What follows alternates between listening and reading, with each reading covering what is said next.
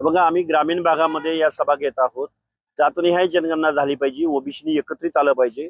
आपलं जे आरक्षण संपवलंय, आपलं जे आपल्याला बजेटरी तरतूद करत नाहीत, आपल्या मागण्या मान्य करत नाहीत, आपल्या वेगवेगळ्या जात समूहांच्या नावानं जी आर्थिक विकास महामंडळ या शासनानं घोषित केली, त्याला अध्यक्ष भेटत नाही, त्याला कार्यालय भेटत नाही, त्याला एक साधा शिपाई सुद्धा भेटत नाही, त्याला बजेट भेटत नाही. पण जरांगेंनी आंदोलन जाहीर केलं की त्यांना 750 कोटी रुपयांची घोषणा होते, त्यातले 150 कोटी रुपये लगेच त्यांना वर्ग होतात.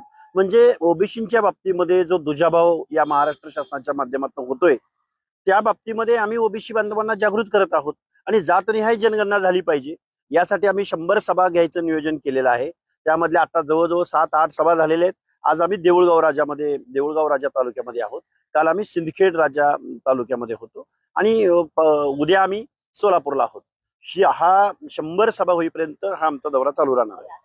काल प्रसाद लाड यांनी भेट घेतली जरांगे पाटलांची. तुम्ही टीका केली होती भेटीवर की प्रसाद लाड व्यावसायिक आहे. त्यांचा असं म्हणणं आहे, अभिमान आहे मला व्यावसायिक. अनेक लोकांनी मी काम कर देतोय आणि जातीसाठी माती माती हे बघा, प्रसाद लाडांनी काम करावं, हॉटेल चालवावं, राजकारणाचा पुढाऱ्यांचा फायदा घेऊन अजून त्यांनी अंबानीच्या पुढे जावं, त्यामध्ये आमचं दुमत असायचं कारण नाही.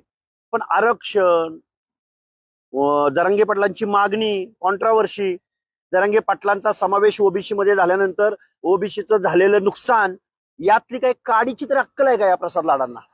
हा, काय अक्कल आहे प्रसाद लाडांना? काय अनुभव आहे प्रसाद लाडांचा? हॉटेल चालव ना, हॉटेलच्या एखाद्या शिष्टमंडळावर तू जा ना.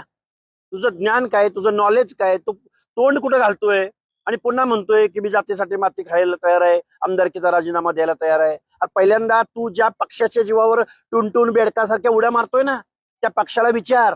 माधवनं काय केलं, ओबीसीनी काय केलं? भटाबामणांच्या पार्टीला गावगाड्यातल्या वाड्या वस्त्या तांड्यावरती कोण घेऊन गेलं? त्यामुळं तू नुसत्या काय ते ग्रामीण भागामध्ये म्हणतात आयत्या पिठावर रेगोट्या मारणं. भाजप वाढवण्यासाठी, भाजप मोठी करण्यासाठी कोण खपलंय, कोण माणसं होती, याचा थोडा अभ्यास वाढव. तुला काय कळणार हॉटेल व्यावसायिकाला? म्हणून मी हॉटेल व्यावसायिक म्हणालो.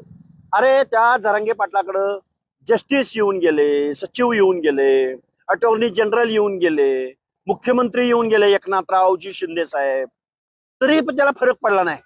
आणि तू हॉटेल चालवणारा, झाडू पोचा करणारा, तुझ्याने तो फरक पडत असतो का?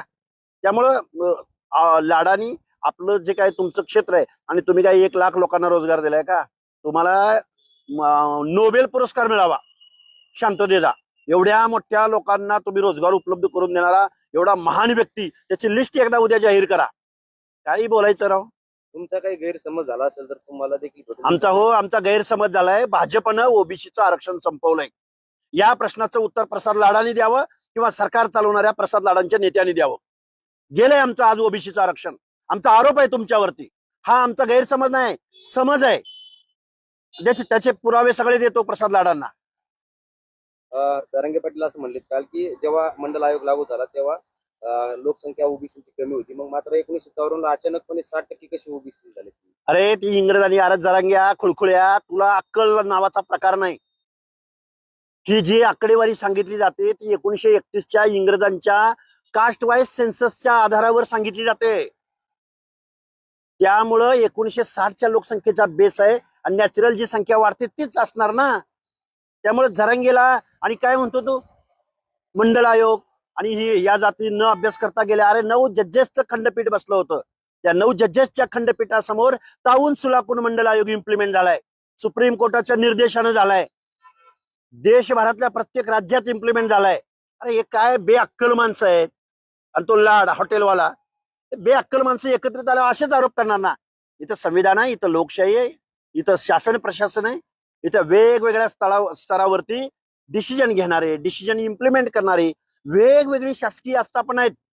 मनोज जरांगे आयमाई काढणारा मुख्यमंत्र्याची, नेत्यांना आयमाई वरून बोलणारा, हे काय यांच्याकडून अपेक्षित करायचंय? आम्ही चाललोय. महाराष्ट्रातला ओबीसी आम्हाला एकत्र करायचंय, भटक्या विमुक्त जाती जमातींना एकत्र करायचंय.